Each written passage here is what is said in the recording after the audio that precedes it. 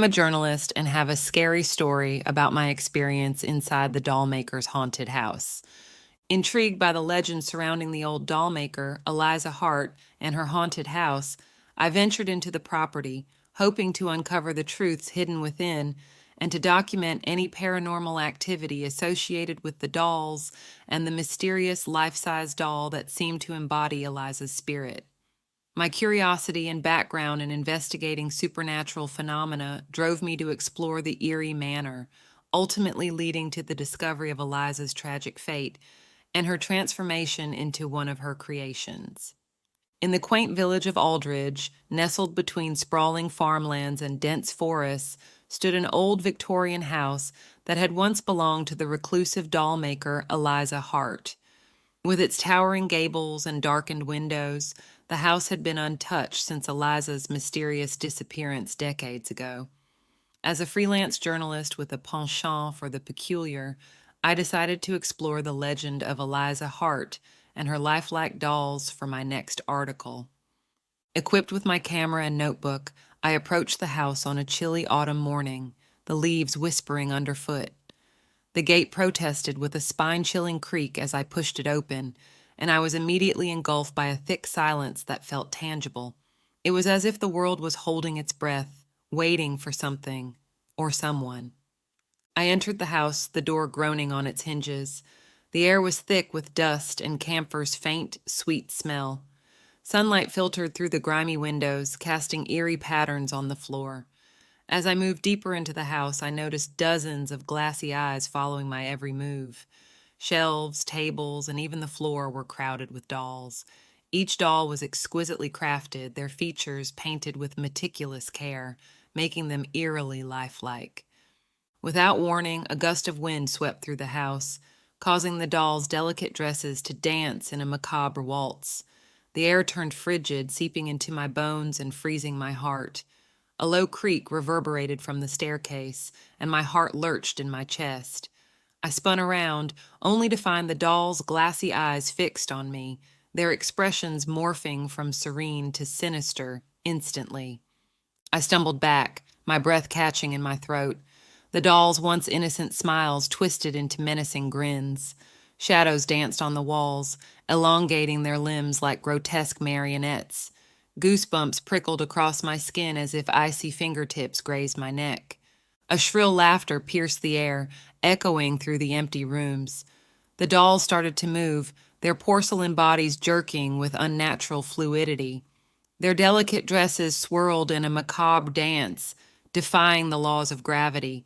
Panic surged within me, urging me to flee, but my feet felt rooted to the floor. The dolls descended the staircase one by one, each step accompanied by an eerie creak. Their glassy eyes bore into my soul, their malevolence palpable. With each passing second, their expressions contorted further, morphing into hideous masks of malice. The gust of wind grew stronger, whistling through the cracks in the windows as if urging the dolls forward. I mustered all my courage and sprinted towards the front door, but it slammed shut before I could reach it. The room plunged into darkness, save for the flickering light of a single candle. The dolls closed in, their haunting laughter reverberating in my ears. Desperation flooded my veins as I searched for an escape. My eyes darted around, landing on a nearby fireplace. Without hesitation, I grabbed a nearby poker and swung it toward the dolls, shattering their porcelain bodies with each forceful strike. As the dolls crumbled, the air filled with an unsettling silence. The gust of wind subsided, and the temperature returned to normal. I stood there trembling, surrounded by the remnants of their sinister presence. The once serene room now held only the echoes of fear. Never again would I look at dolls the same way. Their innocent facades had been shattered, revealing the darkness that lurked beneath. And as I glanced at their shattered forms, I couldn't help but wonder what other secrets lay hidden within the confines of that house. Despite my unease, I pushed forward, resolute in my quest to unravel the secrets behind this haunting assemblage. As I stepped over discarded toys, their hollow laughter seemed to fill the air. Shadows danced on the walls, whispering secrets that sent a shiver down my spine. In the corner of a dimly lit room, I discovered a worn journal, its pages yellowed with age. Curiosity compelled me to open it, revealing cryptic entries about a forgotten tragedy and an ancient curse that had befallen the house. The more I read, the more the dolls seemed to come alive, their eyes gleaming with malice. A sudden crash echoed from upstairs, jolting me from my trance. I hurried up the decaying staircase, the floorboards groaning beneath my weight. The doll's eyes followed me, their gaze unrelenting. Fear gnawed at my insides, but I couldn't turn back now. As I reached the top, a door swung open with a creak, revealing a room filled with even more dolls. Their presence was suffocating, their painted smiles now twisted into sinister grins. I felt their cold stare bore into my soul, urging me to leave, but I was determined to break the curse that held them captive. I began searching for a hidden object with trembling hands, desperately hoping it would hold the key to their salvation. The dolls seemed to grow restless, their whispers growing louder, their eyes glowing with an otherworldly light. At the time they seemed to stand still as I frantically rummaged through the room. Finally, my fingers brushed against a minor, ornate key. A surge of hope filled me as I realized its significance. With a deep breath, I turned to face the dolls, their malevolent energy pulsating through the room. As I inserted the key into a rusted lock, a blinding light erupted, engulfing the dolls in a dazzling aura. Their lifelike features faded away, replaced by a sense of peace. The curse had been broken. My heart pounded as I took photos, the camera flash casting unsettling shadows on the walls. A grand fireplace dominated the room in the parlor, and above it hung a portrait of Eliza Hart herself. Her gaze was piercing, and I felt a chill run down my spine as I studied her expression. Somber, yet with a hint of madness. Driven by a mix of fear and curiosity, I ventured upstairs.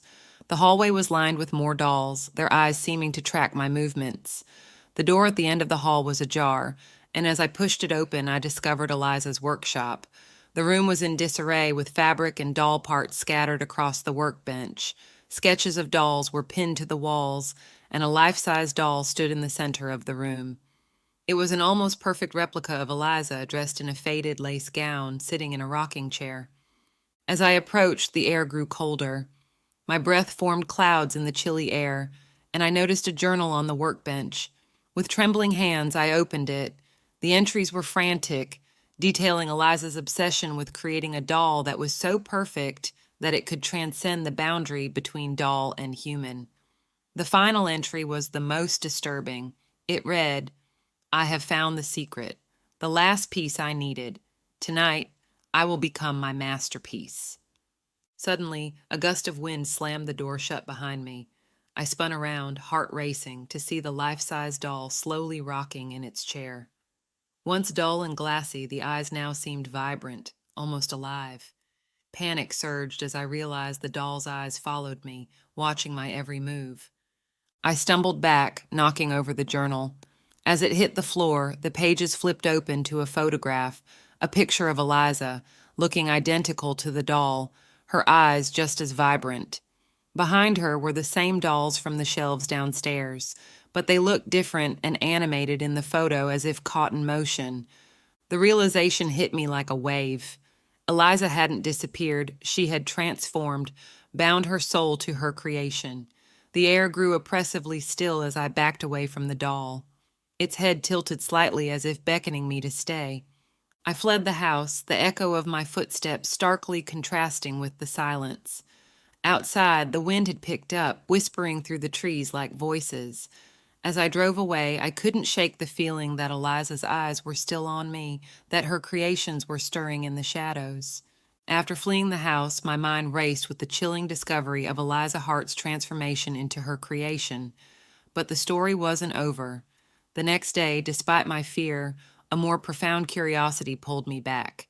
I needed answers, not just for my article, but to understand what had become of Eliza and if her spirit truly inhabited the life-size doll. Armed with more than just a camera this time, I brought an old friend, Darren, a paranormal investigator intrigued by my initial findings. Together, we entered the house as dusk crept across the sky, casting long shadows that seemed to dance around the corners of each room. This place gives me the chills, man. Are you sure we should be here? I know, Darren, but think about it. We might uncover something extraordinary. Let's stick together and be cautious. All right, I'm ready. Let's start with the living room and see if we pick up any unusual energy readings. Great idea. I'll document everything. Just stay close, Darren. Darren and I walk into the living room, our footsteps echoing through the empty house. Look at these old photos on the wall. They give me an eerie feeling. I was examining the photos. They seem so faded, like memories lost in time. Let's keep moving. We continue exploring the house, entering a dimly lit hallway. Did you hear that? It sounded like a faint whisper. I think I heard it too. Let's keep our senses sharp, Darren. We might be onto something. We cautiously approach a closed door at the end of the hallway. Okay, this is it. Whatever's behind this door, we need to be prepared. Absolutely. Let's open it together on the count of 3. Darren and I exchange a determined glance and slowly open the door. Look at all these dusty books and strange symbols on the walls. This is some occult room. Unbelievable. We've stumbled upon a hidden secret. This house holds more than we ever imagined. We need to document everything, every detail. This could be groundbreaking evidence of the paranormal. Darren, we'll leave no stone unturned. Let's investigate and see what else we can uncover in this mysterious house. We headed straight for the workshop where the life-size doll sat unmoving in the rocking chair, just as I had left it. Darren set up his equipment, including EMF meters and a thermal camera, to detect any supernatural presence. As he worked, I cautiously approached the doll. Suddenly, the air turned icy, and the doll's eyes snapped open, fixating on me with an intensity that made my blood run cold. Darren noticed the temperature drop and began recording. "If you are Eliza," I called out, "give us a sign." No sooner had the words escaped my lips than a loud crash reverberated through the house, originating from downstairs. Startled, we hurriedly made our way to the parlor, our footsteps echoing in the silence. As we entered, a chilling sight greeted us. Eliza Hart's portrait lay discarded on the floor, its once noble gaze now obscured by the impact. The air was heavy with the scent of age and mystery, mingling with the faint aroma of dust and old wood. The dolls that had stood frozen moments ago were now inexplicably rearranged, their glassy eyes fixated on the fallen portrait as if bearing witness to an otherworldly presence. Convinced that Eliza's spirit was indeed active and possibly controlling the dolls, Darren suggested a seance to communicate with her directly. We set up a circle of candles around the portrait in the parlor, sat opposite each other, and began to call out to Eliza's spirit. The candles flickered as if in response, and a soft yet clear voice emanated from the life-size doll that had silently followed us into the room. "Why have you returned?" it asked. "Eliza, please make your presence known if you can hear us." Eliza, we invite you to communicate with us. Are you here? Focus. We need to channel our energy towards connecting with her. "Sorry, Darren, Eliza, we believe you may be controlling the dolls. Is that true?" Eliza, we mean no harm. We want to understand your presence and why you're drawn to the dolls. "Eliza, if you need help or have unfinished business, we're here to listen and assist you." Did you feel that? "Yes, Darren." I felt a cold breeze. "Eliza, if that was you, please give us a sign." Eliza, if you're here, move something in the room to show us that you're with us. Suddenly, a doll on the shelf starts to sway, catching both of our attention. "Darren, look, the doll is moving." "Eliza, is that you? Are you controlling the doll?" The doll abruptly stops moving, leaving a sense of anticipation in the air. Eliza, please give us another sign if you want to communicate further. "Eliza, we're here for you. Please speak to us. Guide us." I replied, my voice filled with curiosity and intrigue. The room was dimly lit, casting eerie shadows on the walls. The faint scent of old wood permeated the air, mingling with the faint aroma of dust. As I spoke, my fingers grazed the smooth, cold porcelain of the doll's face, sending a shiver down my spine. "We seek to understand your story," I continued, my words hanging in the silence. "Why bind yourself to a doll?" I sought eternal beauty, to capture my artistry forever in a form that would never age nor decay. The voice responded. But now I am trapped, bound within these walls, forever watching through the eyes of my creations.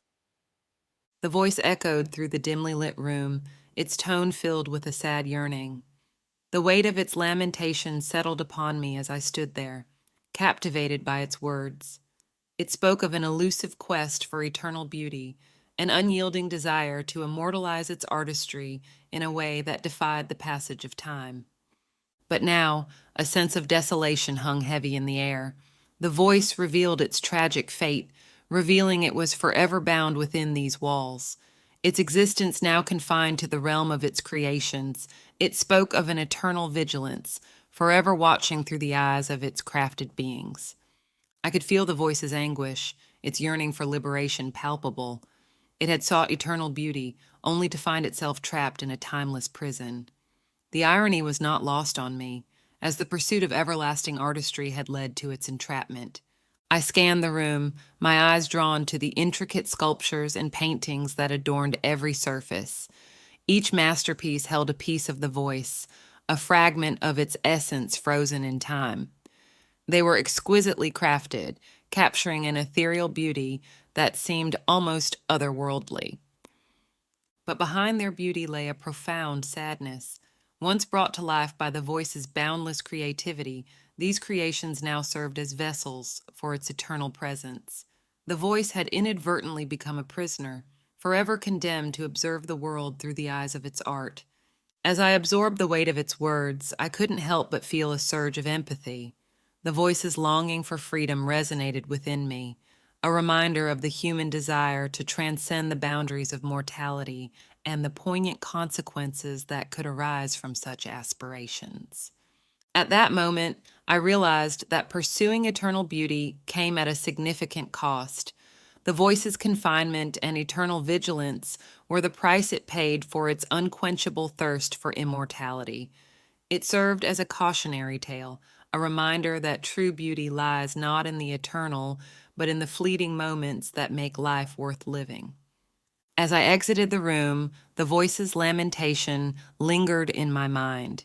Its plea for release echoed through the corridors, a haunting reminder of the dangers of seeking permanence in an impermanent world. I carried its words with me, a reminder of the fragile nature of existence and the inherent beauty found in the impermanence of life. Moved by her plight, Darren and I decided to help Eliza find peace. Consulting a local medium, we learned of a ritual that could release a spirit bound to an object. It required a personal item of the spirit, which, in this case, was Eliza's original doll-making tools. We performed the ritual in the workshop with the life-size doll placed in the center of a salt circle. As I read the chants, the wind outside rose to a howl, and the house trembled. The doll shuddered, and then, in a burst of ethereal light, the spirit of Eliza Hart appeared. She smiled at us, a look of relief and gratitude, before dissipating into a cascade of light. As the light faded, so did the life of the dolls around the house. They became just dolls, no longer filled with Eliza's restless spirit. The house felt lighter, as if a great weight had been lifted. Leaving the house, I looked back one last time, the dolls now motionless and serene. The air was no longer thick with dust and camphor, but carried a faint scent of freedom.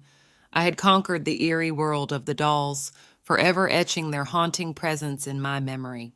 In the aftermath, Darren and I documented everything, presenting the tale of Eliza Hart not just as a local legend, but as a cautionary tale of a talent that transcended life into a lonely eternity.